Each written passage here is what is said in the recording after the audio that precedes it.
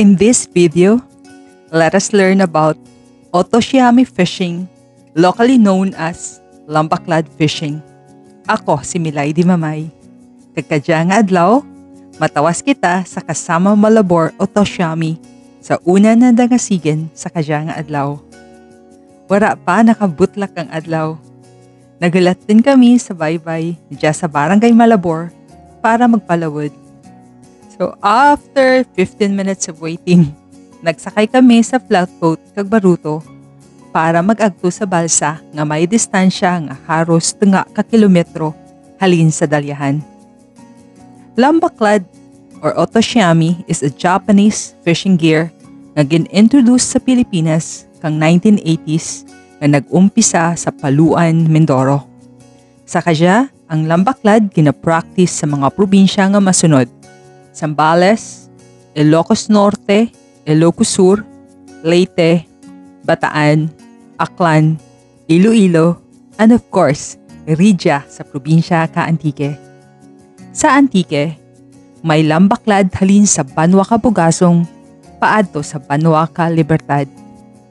Normally, ang net ka lambaklad may kalabugan nga 200 meters kag kalapad nga 40 meters. Ang net stationary sa dagat kag ginatrap na ang daragkal nga isda nga nagalubas sa area. Ang net ginapasaka or locally known as sigen darwa ka beses kada adlaw. Ang una nga sigen alin alas 5 or hasta alas 6 aga kag ang pangarwa nga sigen alas 3:30 sa hapon. Ang sistema is dagyaw system.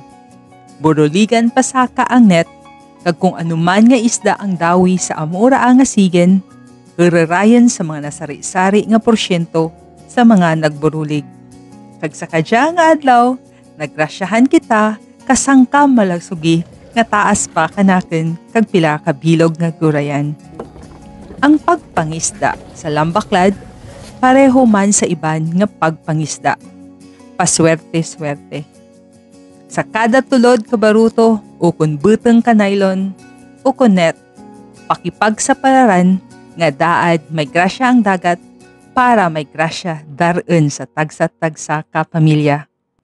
Salamat sa pagbilid, kakita ay kitaliwat para padayon nga kilalanan, tukibon, kag ipabugal ang probinsya ta, Antique.